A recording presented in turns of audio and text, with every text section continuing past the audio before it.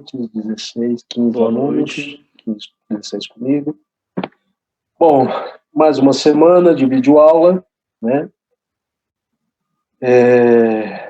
Ainda bem que tem esse recurso, né? Que a UNA tem esse recurso, que se não tivesse, estaria tudo parado, seria até pior, não, seria pior, né? Ainda bem que tem esse recurso que pode ser utilizado, lógico que não substitui o presencial, mas é um complemento, né? É um complemento.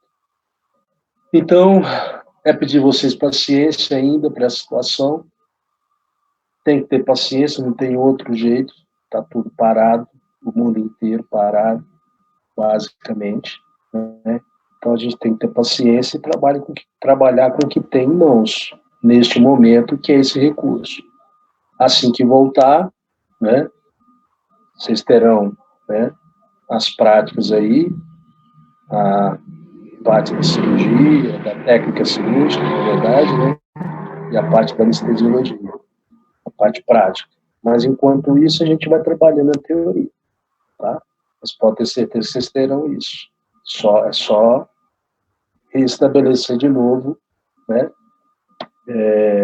todos poderem sair para a rua, né, abrir as coisas, os comércios, a instituição de ensino, para a gente estar fazendo as práticas com vocês. Então, pedir vocês paciência, é o que a gente tem neste momento para trabalhar devido à situação que estamos passando, né? Bom, então vamos lá. Eu pedi o Wellington ou o Wesley, que mandou, um dos dois, para mandar para vocês esse artigo aí. É um artigo chamado Associação de uma droga, de um agente anestésico chamado Associação de Cetamina e Xilazina. 2 pontinhos, grande desconhecimento farmacológico. Eu escolhi esse artigo hoje devido a essa combinação desses 2 agentes anestésicos serem utilizados ainda hoje, tá?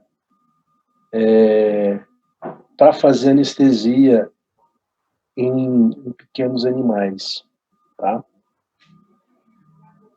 E vocês vão ver esse artigo, ou se vocês já leram o artigo, esses autores aí, eles não são, na verdade, eles apresentam argumentos, né, contrários a essa associação desses 2 agentes anestésicos, né? E muita gente usa isso ainda, tá? Por desconhecer o perigo que é usar essas 2 drogas, cetamina mais xilazina, essa associação dessas 2, tá? Não é que não se usa cetamina, não é que não se usa xilazina, até tem coisas melhores que a xilazina para pequenos animais. Para grandes animais ainda utiliza xilazina, em grande escala, vamos falar. Mas para pequenos animais já foi utilizado e ainda se utiliza, pelo desconhecimento de veterinários, utiliza essa associação, esse protocolo, xilazina mais cetamina. E isso não é vantajoso, isso não é bom para o animal, tá? Primeiro, o animal sente dor com esse protocolo. A gente vai ler esse artigo aí juntos, né? Mas para quem leu, viu que imobilização e essas 2 drogas causam imobilização do animal, o animal fica paradinho na mesa, você acha que o animal não está sentindo dor, tá? E o animal está sentindo dor, tá?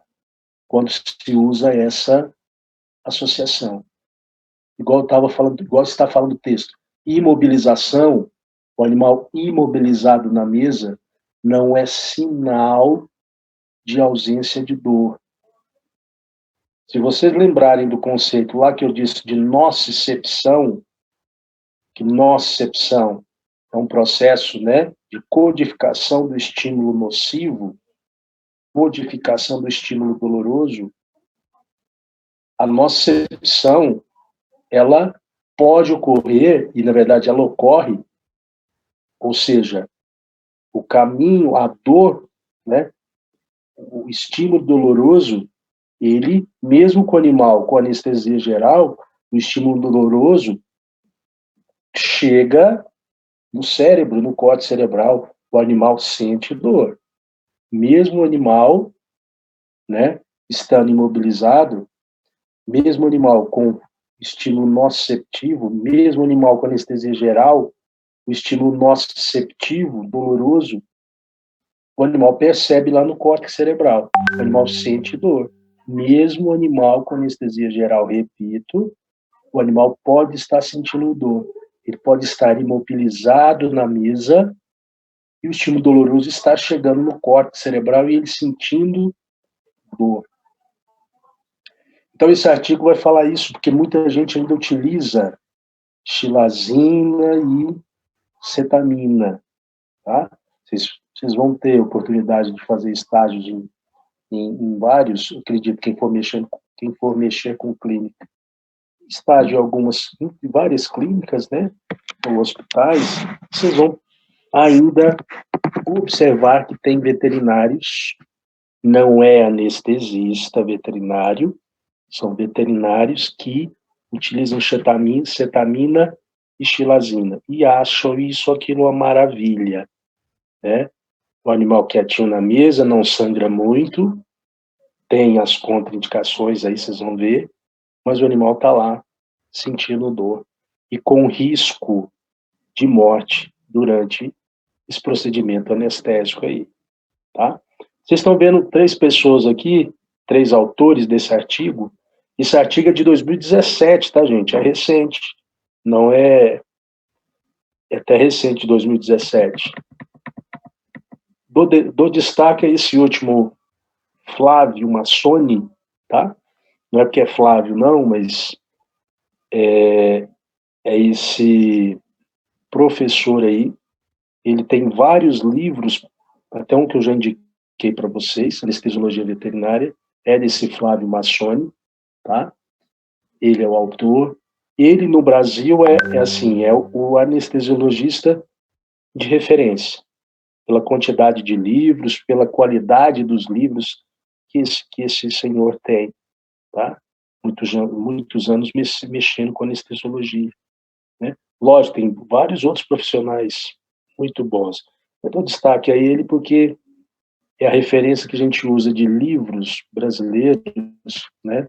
O primeiro nome, quando sempre se fala, é do Massoni, né? E ele escreveu esse artigo com esses 2 outros autores aí, Thomas e esse Martiello aí. Então, vou ver um pouquinho, né, dessa associação cetamina e xilazina. O nome que se utilizava antigamente, e vocês vão escutar esse nome ainda, o pessoal falava assim, vamos usar quetapum. Tá? Quetapum. Queta de ketamina ou chamado cetamina, tá? Também. Ketamina ou cetamina. Quetapum. A terminação pum vem de rompum, é um nome comercial, tá? Do laboratório que na época produzia a xilazina, tá? Aí o pessoal falava, vamos fazer um quetapum, né? Ele até fala desse nome aí. Então vamos lá, o que eles comentam sobre essa associação que não é indicada para fazer anestesia cirúrgica, tá? Então, olha só, ele começa falando, ó, com certeza, dúvidas, gente, perguntas, vocês gritam aí, por favor. Com certeza você já ouviu falar, você já ouviu dos anestesiologistas e professores o quão ruim é uma anestesia apenas, olha o grife, apenas o grifo em negrito, apenas com cetamina e xilazina, né? Então ele já está afirmando que não é indicado, é ruim, processo anestésico quando se faz com cetamina, associação de cetamina e xilazina, né? Mas quais os motivos aí que ele fala que é ruim? Primeiramente, vamos lembrar que a anestesia dissociativa, isoladamente, não é uma anestesia cirúrgica. Bom, slides anteriores eu já tinha comentado previamente com vocês, porque a gente vai falar mais disso, tá? Já tinha comentado para vocês aqueles slides iniciais, no primeiro slide que eu passei, o primeiro grupo de slides que eu passei para vocês, eu falei lá naquelas definições, eu falei de anestesia dissociativa, que era um tipo de anestesia em que tem dissociação. O que é dissociar? Separa. Você tem uma dissociação do impulso nervoso chegando no tálamo, que é uma parte do cérebro. E o impulso nervoso parando no tálamo não chegaria no córtex cerebral. Então, você tem uma dissociação do tálamo no cérebro com o córtex cerebral. Tá? Então, o impulso nervoso não chegaria no córtex cerebral, ficaria até a nível de tálamo. Por isso que fala que dissocia o córtex cerebral do tálamo, ou seja, o impulso nervoso não chega, o impulso doloroso, melhor dizendo, não chegaria aonde? Lá onde interpreta, onde tem a percepção, lá no córtex cerebral. Que drogas que são dissociativas? Drogas como cetamina, vocês estão vendo aí, ou também chamado ketamina, tá? Uma outra droga chamada tiletamina, é uma droga, um agente anestésico dissociativo, tá? A anestesia dissociativa, cetamina, né? Ela causa uma analgesia, só que uma analgesia discreta, uma analgesia leve, tá? Uma analgesia acetamina, como eu estou falando, uma analgesia leve. Uma analgesia de dor somática, tá? Os agentes dissociativos, cetamina, causam uma analgesia, o que? Somática. O que é isso? Somática. Músculo, já comentamos de dor. Músculo, pele e ossos. Mas é uma analgesia leve, tá? Não é um agente anestésico, analgésico forte, é leve. Fora os efeitos colaterais que a anestesia dissociativa traz no animal. Catalepsia. O animal fica com os olhos abertos, ou melhor dizendo, com as pálpebras abertas. O animal está consciente, com a pálpebra aberta. Tem reflexo laríngeo, reflexo protetor da laringe. Se você apertar a laringe, esse animal vai ter reflexo. Se você tentar entubar esse animal com uma sonda, esse animal não vai te deixar, ele vai impedir aquilo, porque você vai perceber a laringe dele mexendo, você não consegue entubar. Então, na anestesia dissociativa, então ela é só ruim, Flávio? Não, ela não é indicado para anestesia cirúrgica, não é indicado para anestesia geral, só ela, tá? Não é indicada. Você pode fazer uma dissociativa para fazer um raio-x, fazer um ultrassom, né? Tirar um pino, por exemplo, intramedular. Você pode fazer a dissociativa. Mas como anestesia cirúrgica, não, tá? Então, Eu aproveitei esse parágrafozinho aí, esse parágrafo, para falar o que é anestesia dissociativa. Você tem dissociação do córtex cerebral do tálamo. O impulso doloroso não chega no córtex cerebral. A anestesia dissociativa, a cetamina, ela é relacionada com dor, com analgesia, o quê? Somática, músculo, pele e ossos.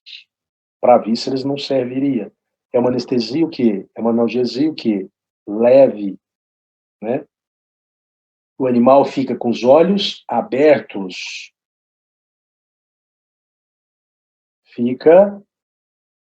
Tem reflexo protetor da laringe. Então, isso, algumas características da anestesia dissociativa, que a gente vai falar mais para frente, tá? Só estou elucidando o que é essa anestesia dissociativa. Ele está falando aí, ó. Primeiramente, vamos lembrar que a anestesia dissociativa, isoladamente, não é uma anestesia cirúrgica, mas é possível alcançar a imobilidade e ausência de resposta ao estímulo cirúrgico. Estou fazendo uma pergunta, né? Oi? Ou seja, ser mais indicado para uma MPA. Pode ser indicado para MPA. Vai depender da dose. A cetamina, eu posso usar a cetamina em doses baixas, até 2 miligramas por quilo, eu posso usar a cetamina como indutor anestésico, juntamente com propofol. Posso misturar os dois.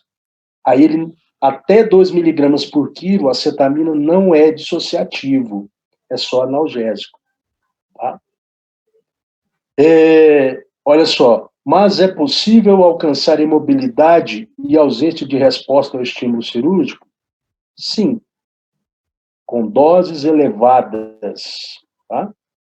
Desde que não se abordem estruturas viscerais ou torácicas. Olha só, então se eu usar a cetamina em doses altas, você vai causar imobilização do animal? Vai ficar paradinho, deitadinho na mesa cirúrgica. Não vai mexer nada. A ausência de resposta ao estímulo cirúrgico em doses elevadas? Sim, mas depende de onde você vai fazer a incisão.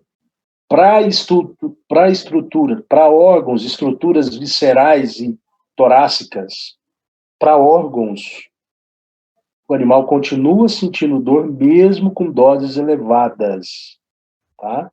Por quê? Cetamina tira dor o quê?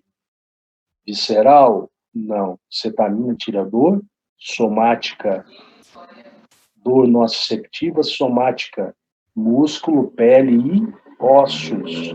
Para vísceras, não tira dor. Seja vísceras na cavidade abdominal ou torácica, não tira dor. Tá? Depois disso, temos 2 aspectos importantes a considerar aí. O aspecto ético, o bem-estar do animal, né? E a segurança, o risco de morte. Então, o que falou aí? Falou que a cetamina, ela causa imobilidade, causa ausência de resposta ao estímulo cirúrgico, vai depender.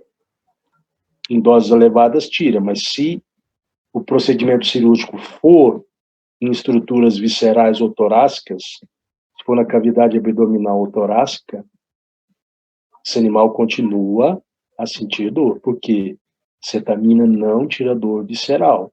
Cetamina tira dor somática, músculo, pele e ossos. Além disso, tem esses aspectos aqui, ele vai comentar aí, ó. Risco ético. Não se admite que se realizem procedimentos cirúrgicos sem a presença de analgésicos opioides. Lembremos que a xilazina possui discreta analgesia visceral. Só relembrando aí, a xilazina o que é? dentro da MPA? Se encaixa em qual grupo da MPA? Dozipinos e pino analgésico, né? A xilazina é um alfa-2 adrenérgico, tá? Os hipnoanalgésicos tiram dor visceral. A xilazina tira dor visceral. Só que é uma analgesia discreta, tá?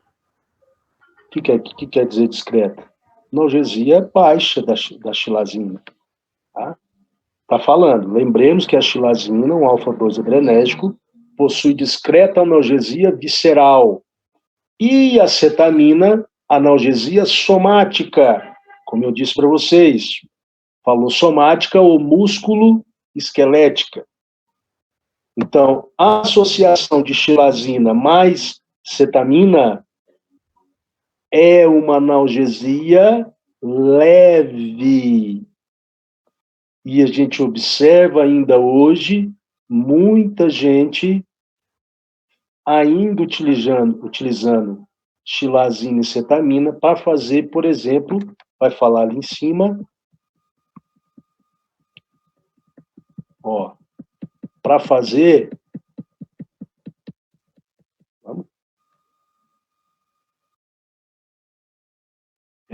castração, castrar fêmea, OSH, ovário esterectomia, muito veterinário, castra fêmea, abre cavidade abdominal, faz OSH ou faz qualquer outra cirurgia de cavidade utilizando cetamina mais xilazina, fazendo o chamado quetapum.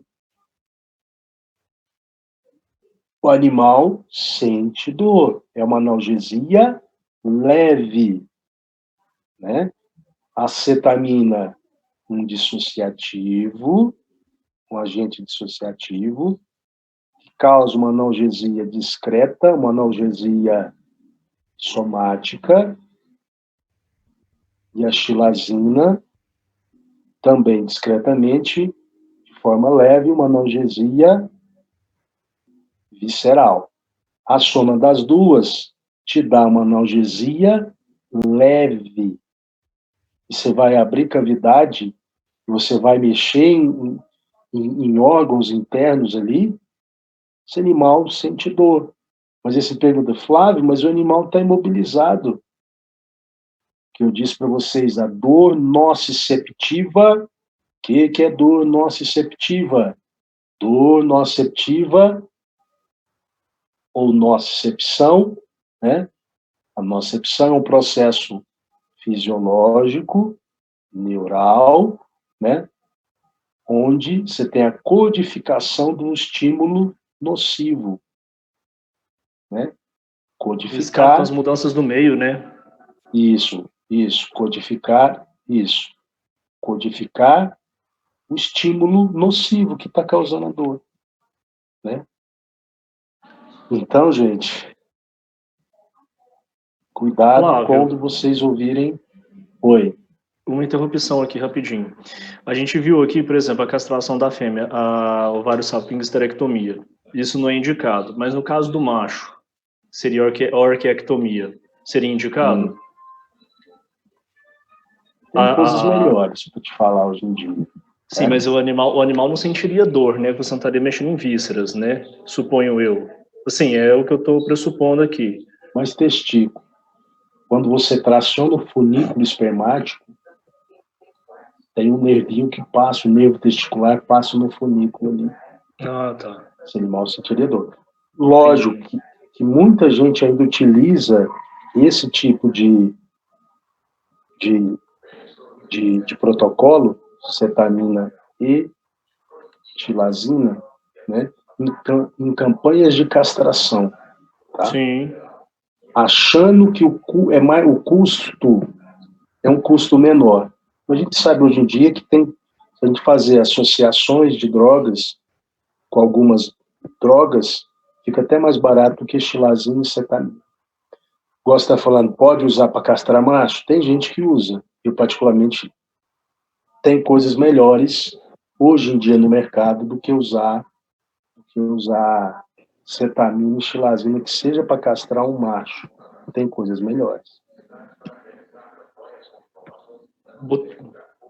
Butorfanol. Oi?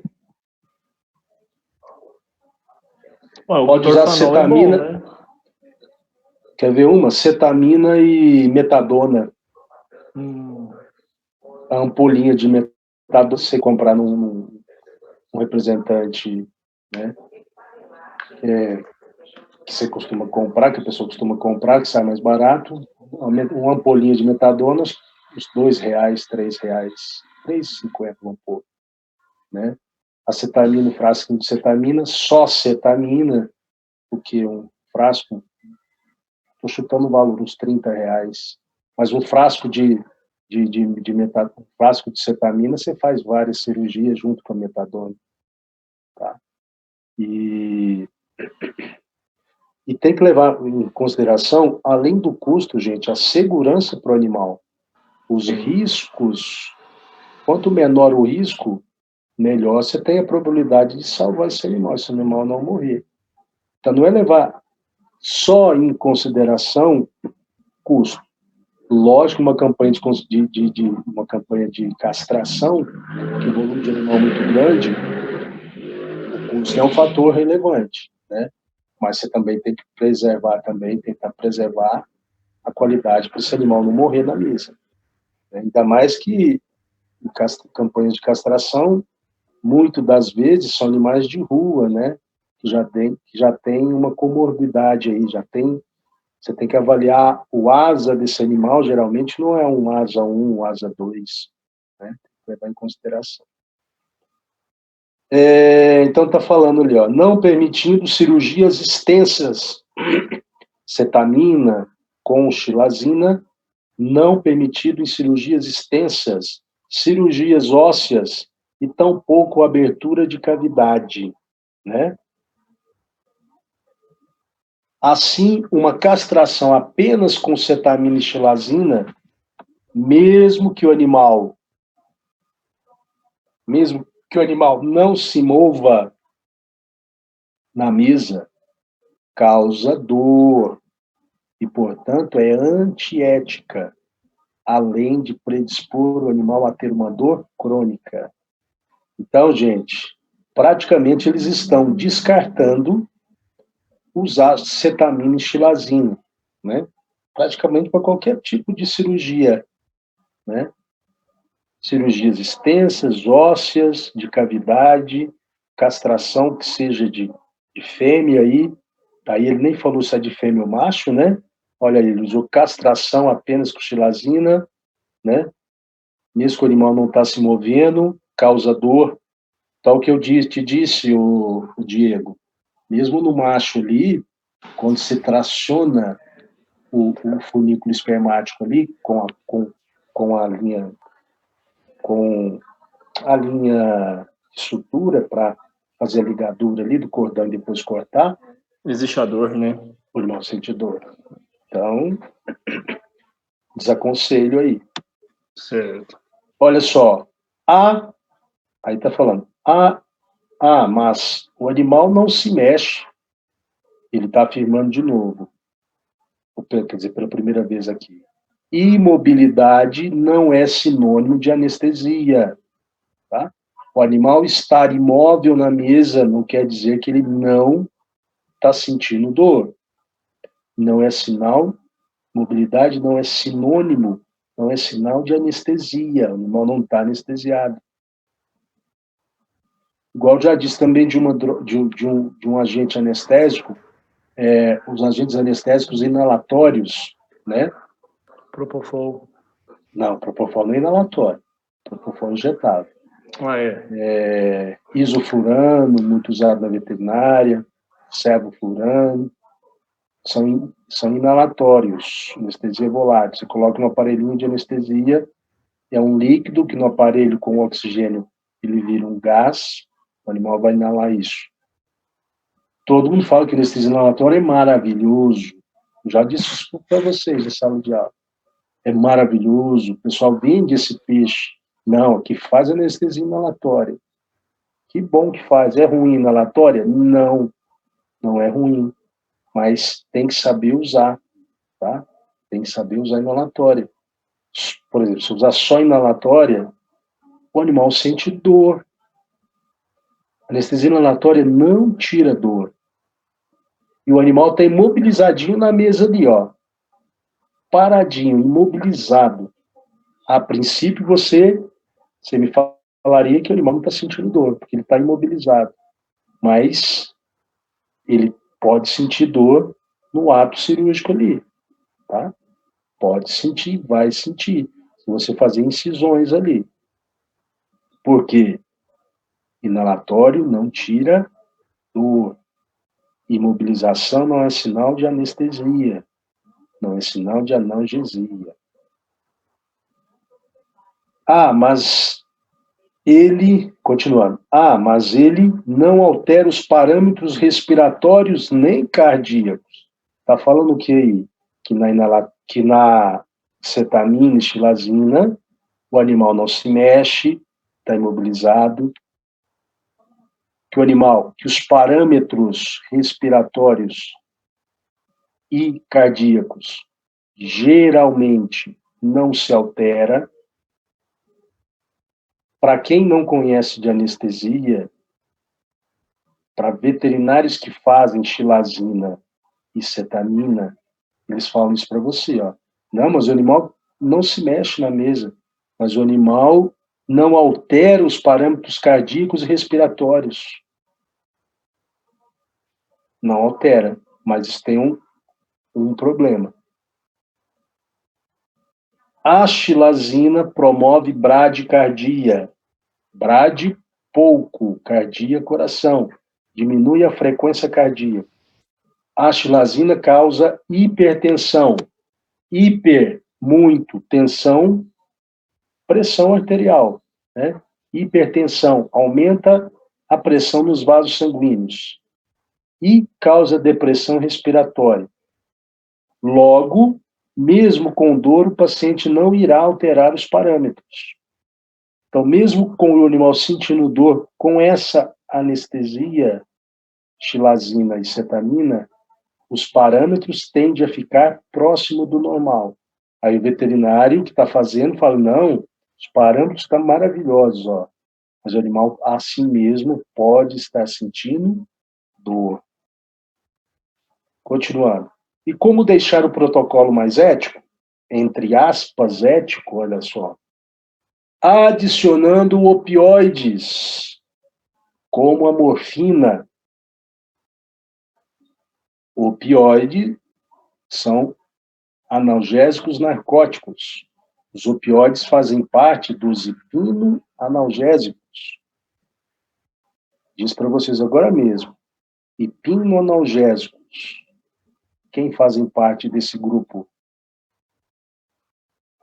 Os alfa-2-adrenérgicos, que a gente está falando nesse caso, a xilazina, e os agentes narcóticos, também são hipnoanalgésicos.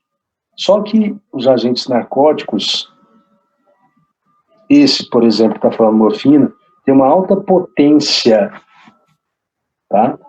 Então, tira a dor, de moderada a severa. O que está fazendo nesse protocolo xilazina e cetamina? Adicionando morfina. O que isso vai causar? Isso deixa de te transformar num monstro. O que está falando aí? Você está falando, Flávio, que xilazina e cetamina é um monstro, é ruim usar. Então, se você associar uma droga que é analgésica excelente, então esse protocolo deixa de ser ruim? Não. Vocês vão ver. Isso deixa de te transformar num monstro associando o opioide, morfina, com a xilazina e cetamina, que opera animais promovendo dor e que muitas vezes é o único tipo de anestesia que se tem. Porém, entramos no segundo plano. Quando se usa opioide, junto com a xilazina e a cetamina, a analgesia, gente, é excelente. Você vai estar utilizando com a xilazina e a cetamina um opioide, uma morfina. A analgesia é excelente. Só que tem várias contrapartidas aí, ó. A segurança. Ele até usa um exemplo interessante aí. Se você utilizar cetamina, xilazina em um opioide, morfina, o exemplo que ele deu, o animal terá excelente analgesia. Ele está afirmando, o animal terá uma excelente analgesia. Porém, os riscos do protocolo se elevam consideravelmente. Segurança. Os riscos do protocolo se elevam consideravelmente. Risco de morte. Olha o exemplo que ele deu, interessante aí. É a mesma coisa que beber e dirigir. Você assume o risco de matar. E vai explicar o porquê. Então, gente, o que muitos por aí fazem também. Não, mas eu associo um opioide, associo às vezes não é nem morfina. Eles falam assim, eu associo uma meperidina, que é um opioide também, mas é opioide fraco a meperidina. Piorou ainda, né? Ah, mas eu associo um opioide. Então, o opioide vai tirar a dor. Então, analgesia excelente. Realmente, analgesia excelente. Quando se associa. Mas tem as contrapartidas aí, ó. E é o que ele usa de interessante esse exemplo. Repetindo, a mesma coisa que beber e dirigir. Você assume o risco, né? O risco de morrer, o risco de matar, nesse caso, né? Um animal. Por que isso? Por que é ruim associar xilazina e cetamina já é ruim? Por que é ruim associar com um opioide? Olha só. Por que você assume o risco de matar o animal? Primeiro, são alguns pontos que ele utiliza. Hipertensão arterial. Olha só. Tanto a cetamina como a xilazina são hipertensores. Ou seja, causam aumento da pressão arterial. E pressão arterial alta é bom? Só pensar no ser humano, né? Não é ruim para o ser humano, vai ser ruim para o animal. Mas, aí a pergunta, mas melhor hipertensão do que hipotensão? Não tem os dois? Hipertensão, aumento da pressão arterial. Pouco. Hipotensão, diminuição da pressão arterial. Os dois são ruins. Olha o que ele está falando. Mas melhor hipertensão que hipotensão. Aí ele esclarece. Isso é uma inverdade. Aumento da pressão arterial e hipertensão leva a danos nos órgãos, principalmente rins e retina. Aumento da pressão dos vasos sanguíneos do sangue nos rins aumento da pressão de vasos sanguíneos da retina pode causar uma insuficiência renal nos rins, o aumento dessa pressão arterial, causada pela cetamina e xilazina, pode causar rompimento dos vasos da retina, causar um sangramento ali na retina e o animal fica cego no pós-operatório. Então, um malefício, explicando quais dos malefícios, né? Um malefício aí é a hipertensão. Mas sem sangrar. Realmente, a cirurgia sangra menos. Realmente, Quando a gente observa esse tipo de anestesia, xilazina e cetamina, o animal sangra menos. Por que sangra menos? Vasoconstricção periférica. Vasos sanguíneos. Constricção, fechamento dos vasos sanguíneos. Diminui o diâmetro dos vasos sanguíneos. De que vasos? Vasos periféricos. Vasos da musculatura. Você corta, sai nenhuma gota de sangue. Aí o veterinário fala assim, está fazendo o protocolo anestésico. Olha só, não sangra nada esse protocolo com xilazina e cetamina. Olha que maravilha. Não é o cuidado. Isso é prejudicial. Por quê? Pode até sangrar menos. Você está causando uma vasoconstricção periférica. Você está aumentando mais ainda a pressão arterial. Tá? Diminui o sangramento e também a perfusão tecidual. O que é perfusão tecidual? As trocas gasosas a nível celular diminui. Troca de oxigênio com CO2 diminui mais ainda. Então, essa associação cetamina-xilazina causa hipertensão, causando hipertensão, pode lesionar rins, lesionar retina, vai sangrar menos, porque causa uma vasoconstricção periférica, diminui o diâmetro dos vasos, sangra menos, tá? Mas diminui também a perfusão tecidual, tem menos trocas gasosas nos tecidos. Outro malefício de utilizar essa associação.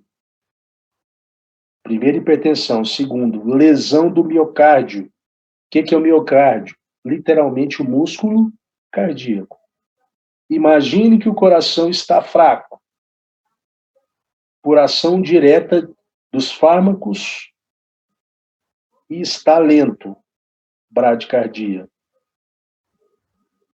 Logo, não está trabalhando direito. Então, o que está falando? Lesão do músculo cardíaco, lesão do miocárdio. Imagine que o coração já está fraco, né?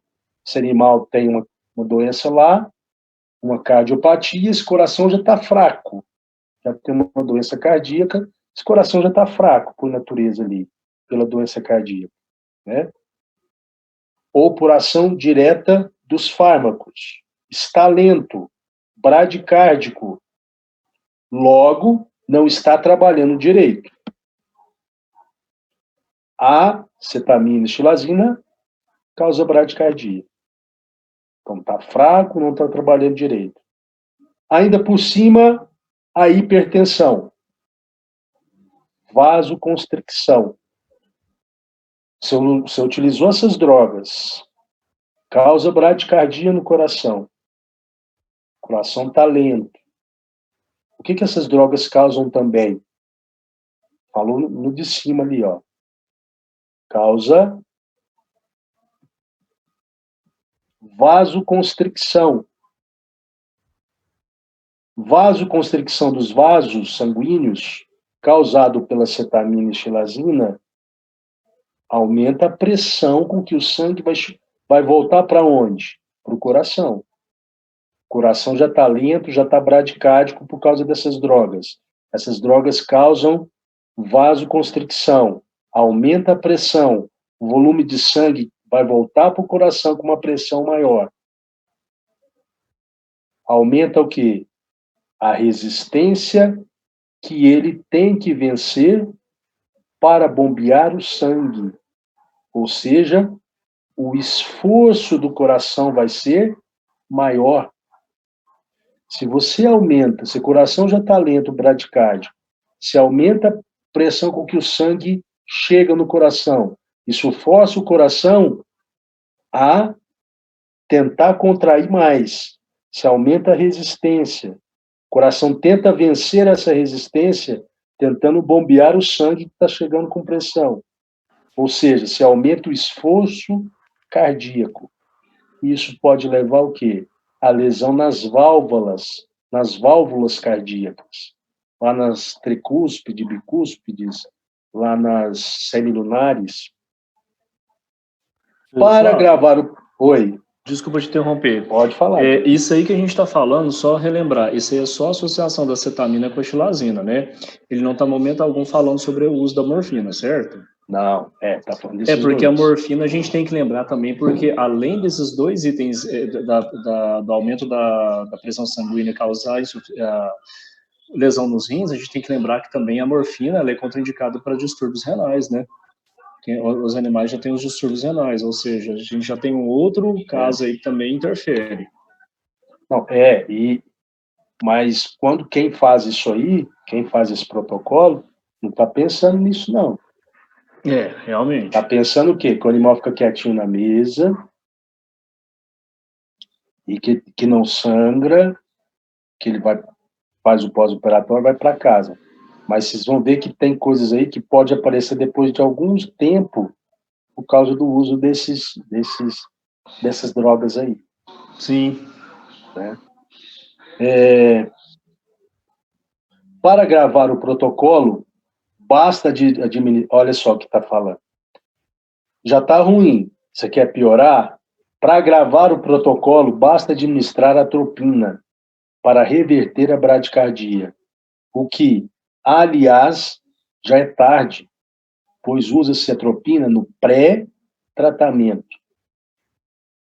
E então você terá um coração fraco e demasiadamente esforçado, aumentando as chances de infarto e lesões de baixa perfusão.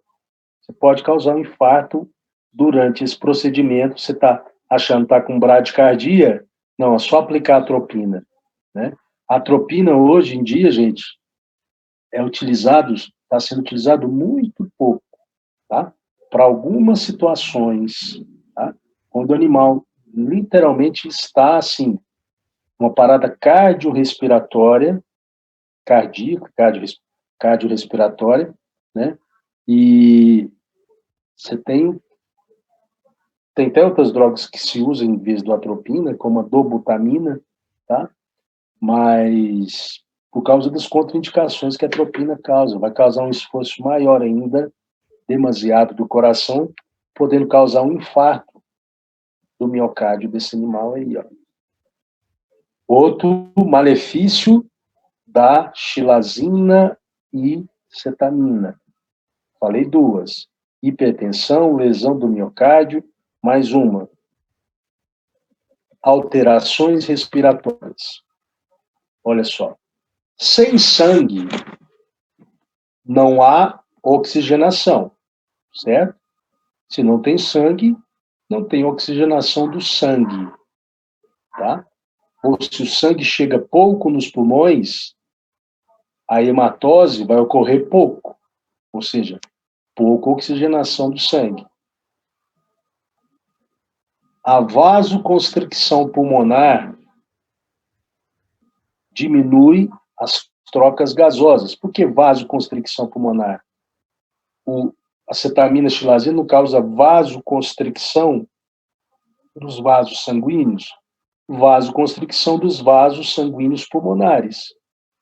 Vasoconstricção dos vasos pulmonares diminui o quê? As trocas gasosas, diminui a hematose. Se diminui a hematose, prejudica a oxigenação do sangue. Então, usar xilazina e cetamina tem alterações respiratórias, porque vai causar vasoconstricção dos vasos pulmonares, que vai dificultar ainda mais a oxigenação do sangue. Tá?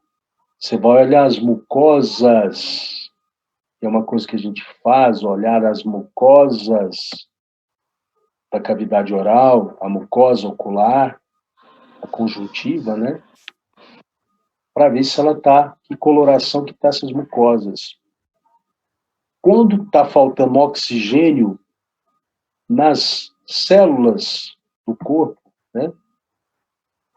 Mucosas, né? A gente observa que fica roxo, tá? As mucosas ficam roxas. Isso significa que está tendo malperfusão tecidual ali. Está entrando pouco oxigênio e saindo pouco CO2 dos vasos sanguíneos. Está ficando roxo. Se chama cianose. Por que pode dar essa cianose, você observa nas mucosas? Porque tem pouco oxigênio entrando nas células. Fica roxo. Fica cianótico, né? De coloração roxa. Então, olha só, a vasoconstricção pulmonar diminui as trocas gasosas, prejudica a oxigenação do sangue. Se tem pouco oxigênio no sangue, esse sangue, quando chega nas mucosas, chega com pouco oxigênio. Vai conseguir trocar ali, a nível celular, oxigênio e CO2? Não, de forma eficiente, não. Fica cianótica, fica arroxeada. Quando pacientes submetidos a esse protocolo recebem oxigênio, uma pergunta, deixa eu mudar a entonação. Quantos pacientes submetidos a esse protocolo recebem oxigênio? Além disso, as associações com opioides, olha só, irão diminuir a resposta à hipercapnia. Além disso, se associar com opioides, vai diminuir a resposta à hipercapnia. O que é hipercapnia? Hiper, muito. O termo capnia quer dizer CO2, tá? Então, associando com opioides, vai ainda piorar, porque vai diminuir a resposta à quantidade de CO2 no sangue. Vai dificultar a saída de CO2 do sangue. Se dificulta, fica mais CO2 no sangue. Mais CO2 no sangue, só um minuto. Tá. Mais CO2 no sangue quer dizer o quê? Mais cianótico. Mais cianótico animal fica. Oi, Não, e a gente tem ainda o caso do braquicefálico, né? Vai que esse quadro ainda você põe um braquicefálico ainda para poder finalizar o resto, né? Da cianose. Não, o animal já morre ali na mesa. Aí já não... Pode que você aplica isso aí, o animal já braquicefálico. Faz isso de jeito nenhum com essas drogas, cetamina e xilazina, não.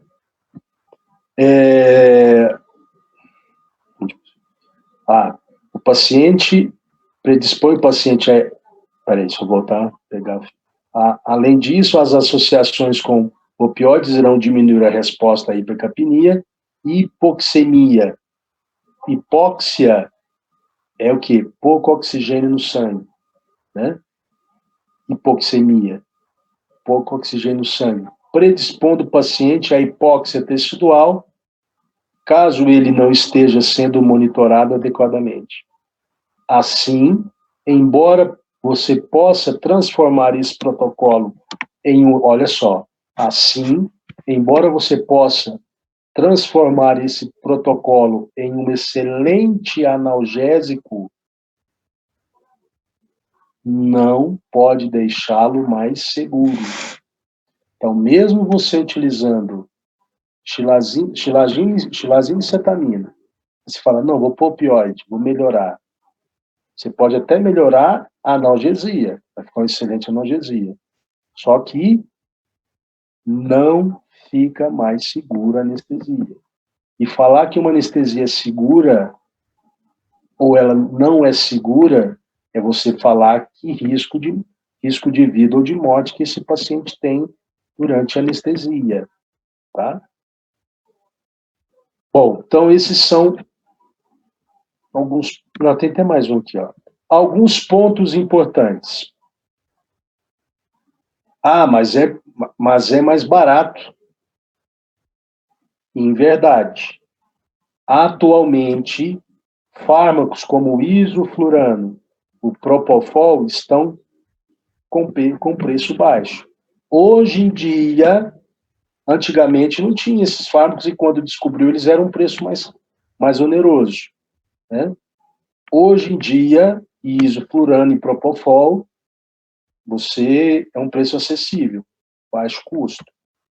E esse propofol, em relação à cetamina e à xilazina, eles são mais seguros. Quando a gente fala seguro, a gente está falando no risco de vida, mais seguro para a vida do animal. Ah, mas ele não se moveu durante a cirurgia. Está falando, ó. Novamente, imobilidade não é sinônimo de anestesia.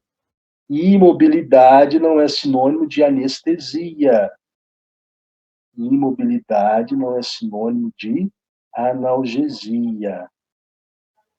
Mas nenhum paciente...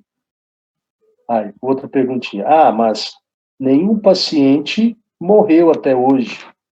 Outra inverdade. O veterinário vai falar isso para você. Mas sempre fiz com cetamina e estilazina, nunca morreu nenhum. Outra inverdade. Para ser exequível, a cirurgia necessita de doses elevadas e inseguras. Assim, se a taxa de mortalidade é baixa, ou o animal não estava adequadamente anestesiado, isso não é normal. O paciente ter movimentos ou produzir vocalização, né? Ou você está ocultando os óbitos. Então, vou repetir, ficou meio confuso, minha entonação. Outra inverdade, para ser exequível, a cirurgia necessita de doses elevadas e inseguras. Assim, se a taxa de mortalidade é baixa ou o animal não está adequadamente anestesiado, né? Ou você está ocultando os óbitos. É inseguro, gente. Tá? Está falando resumido aí que pode parecer que a taxa de óbito é baixa. Mas olha só, o que acontece é que a maioria dos pacientes são asa 1 ou asa 2 e acabam compensando todo o estresse cardíaco e sobrevivem. Então, o que falou o seguinte aí, embora isso tudo possa ocorrer, às vezes a taxa de mortalidade é baixa, porque esses pacientes, na sua maioria, são pacientes asa 1 e asa 2. Paciente asa 1 é um paciente o quê? Rígido. Por exemplo, saudável. Rígido quer dizer saudável, né? Para que eu ponho um animal para fazer cirurgia se ele é saudável? Uma castração. Você fazer um OSH ou fazer uma orquiectomia no macho, né? O animal pode estar saudável. Ele é o quê? Um asa 1. Vai aparecer esses prerrogativas aí que a gente falou, ele vai compensar que ele é um asa 1 ou asa 2. Ou seja, acabam compensando todo o estresse cardíaco e sobrevivem. Então, muitas das vezes, quem faz esse protocolo faz para cirurgias asa 1, asa 2, classificando, né? O risco anestésico, asa 1, asa 2. Né? E o animal acaba compensando isso, todo esse estresse cardíaco e sobrevive. Mas aí vem outro ponto importante, né? O que é sucesso anestésico? O que é um sucesso anestésico? Termina o procedimento lá, o veterinário fala, nossa, foi um sucesso essa anestesia. Mas estubou e foi para casa. Então deu tudo certo. Outra inverdade. Tá? Sucesso anestésico quer dizer o quê? Segurança e analgesia. No pré, no trans e no pós-operatório. De novo, sucesso anestésico quer dizer o quê? Segurança. O que é segurança? Esse animal, durante o procedimento anestésico cirúrgico, ele sofreu algum risco acentuado de morte pelo anestésico? Se não, sofreu isso, a sua anestesia ela foi segura, porque não levou esse animal a ter risco de vida. Pressupõe que ele tenha passado pelos 4 pilares, né? Vamos dizer assim. Não, passou pelos 4 pilares e não teve risco de vida durante todo o curso da anestesia, né? E analgesia. O sucesso anestésico, você tem que ter feito uma boa analgesia pré-operatória, antes, transoperatória, durante procedimento e pós-operatória em casa, tá? Então não é só terminar a cirurgia, terminou a cirurgia, foi uma maravilha. Não. O pós-operatório em casa também tem riscos, tá? Então, um sucesso anestésico se resume a ter segurança, o procedimento, ter uma excelente, uma boa analgesia pré, trans e pós-operatório. Não somente o óbito é culpa da anestesia, mas não somente o óbito é culpa da anestesia. Geralmente, gente, sempre quando vou falar sempre, mas muitas das vezes quando morre o animal durante a cirurgia, sempre coloca a culpa no anestesista, tá? Às vezes. Então, não somente o óbito é culpa da anestesia, mas um animal com lesão renal, de retina ou com dor crônica também. Não somente o óbito é culpa da anestesia, mas o animal apresentando lesão renal, que essas drogas causam, cetamina e xilazina, o animal apresentando lesão na retina, ficando cego, que essas drogas causam, né? E dor crônica que aparece, também é culpa dessa anestesia. Imagina aquele cão jovem, rígido, asa 1, com insuficiência renal ou cardíaca precoce. De quem que é a culpa? Será que não foi a culpa da anestesia administrada 3 anos atrás? Então, isso, o que está falando aí, o animal asa 1, ele compensa, asa 12, ele compensa o que essas drogas fazem, mas podem trazer consequências tardias, não apenas na hora da anestesia, ou pós-anestesia, isso pode vir após 3 anos.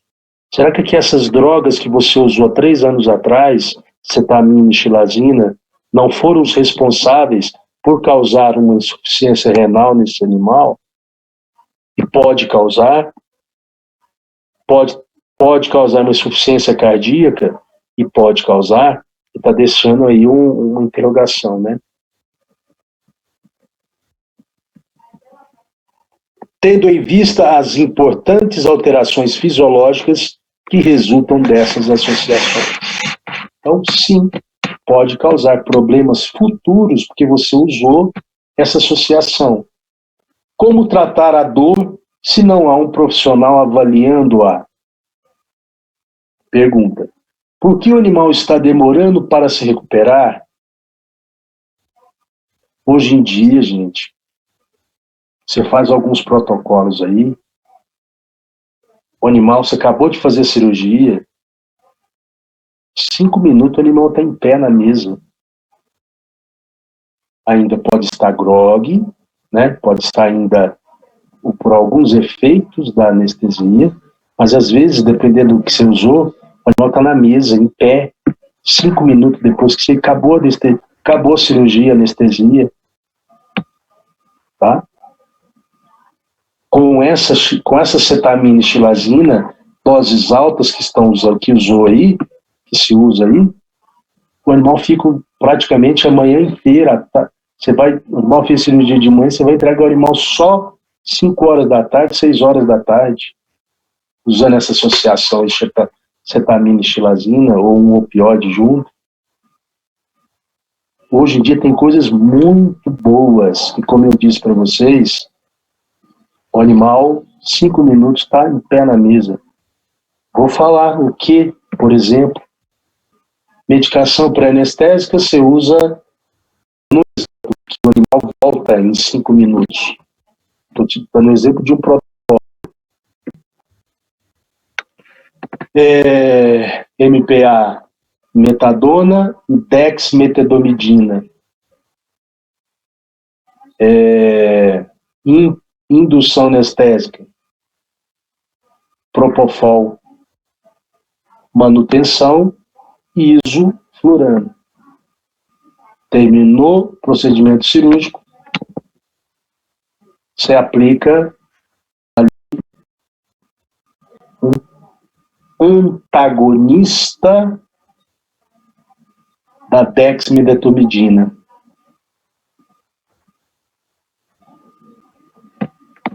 Esse antagonista você compra junto com dexmedetomidina, que é o antissedan. 5 minutos, o animal já tem pezinho na mesa, com o olhinho aberto, com a linguinha para fora sim, respirando normal. E o contrário, com essa xilazina e cetamina, o animal vai ficar a tarde inteira para recuperar.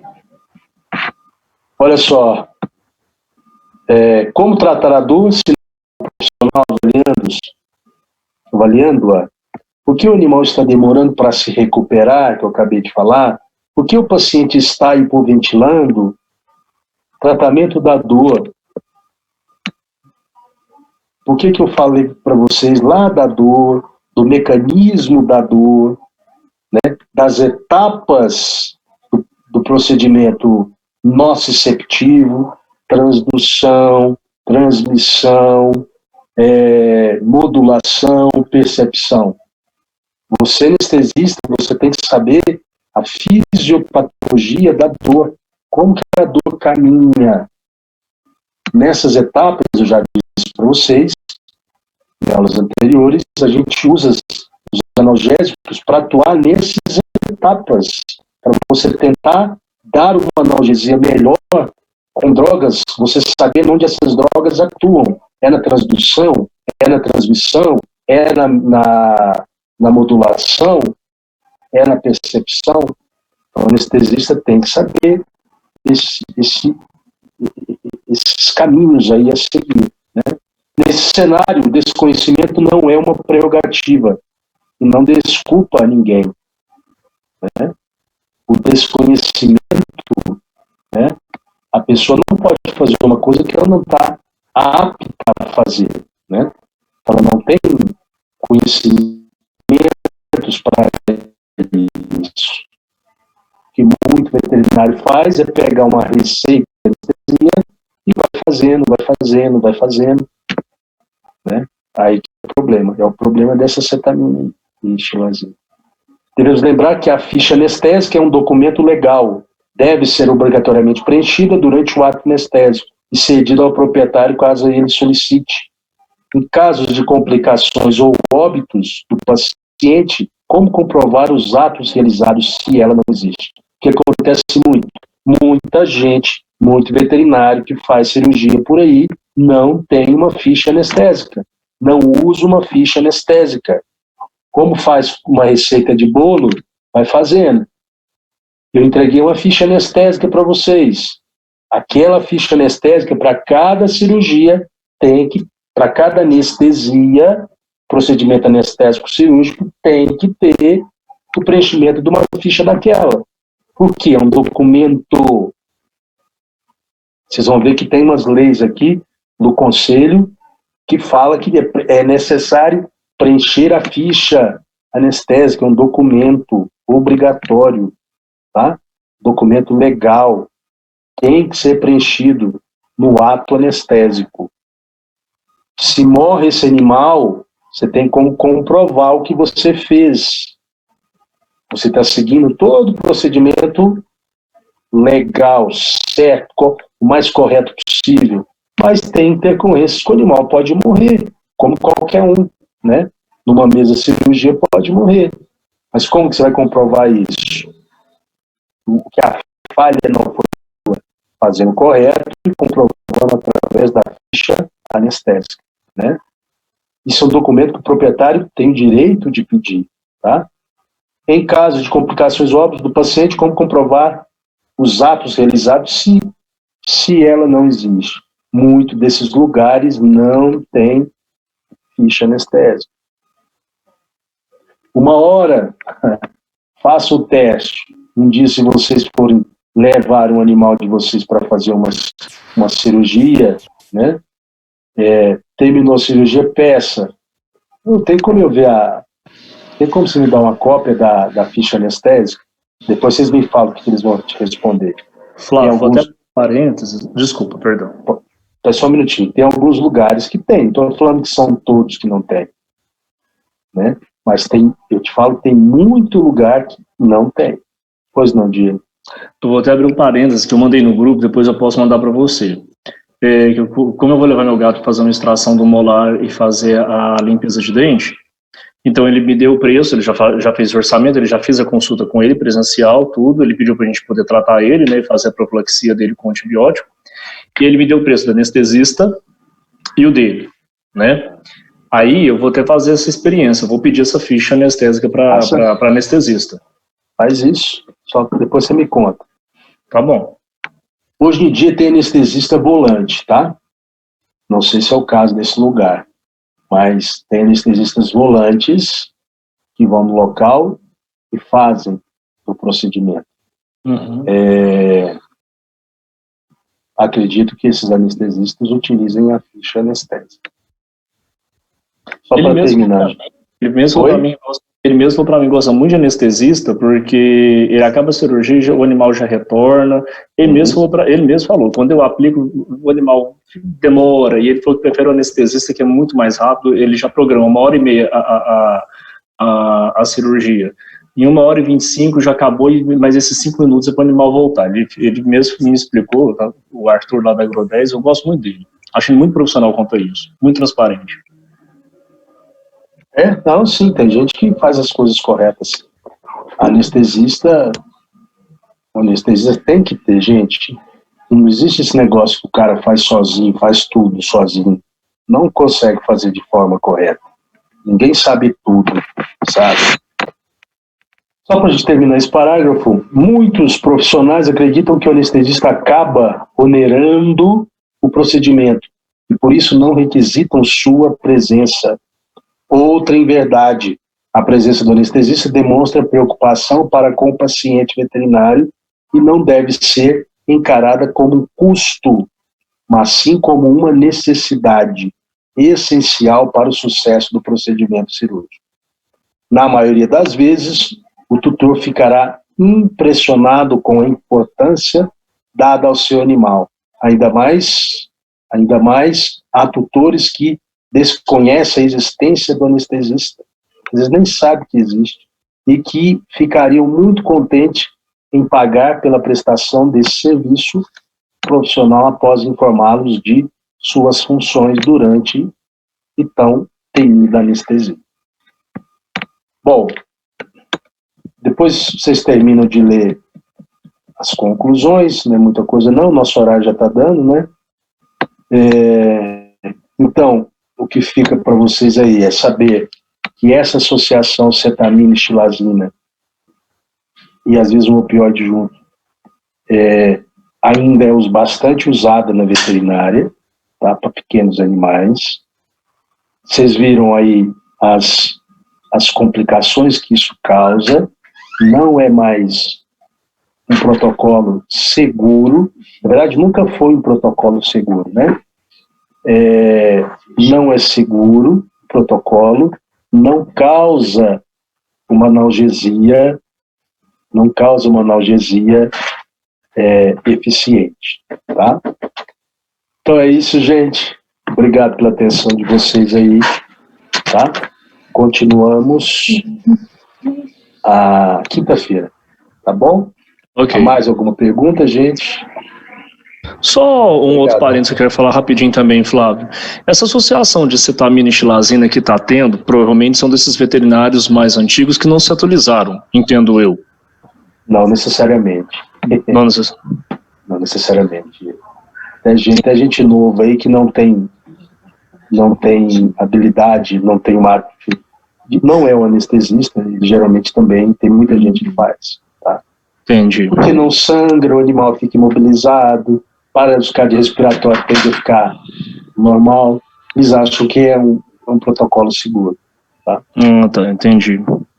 Pergunte, gente, vocês estão fazendo veterinária. Quando for levar um animal de vocês para fazer alguma intervenção, que seja uma intervenção cirúrgica, anestésica, pergunte o que vai ser usado, a droga que vai ser usada. Pergunte. Primeiro é direito de vocês como consumidor. Segundo, vocês estão fazendo veterinária. Né? É bom vocês se informarem. Mais alguém? Não? Então, obrigado, gente.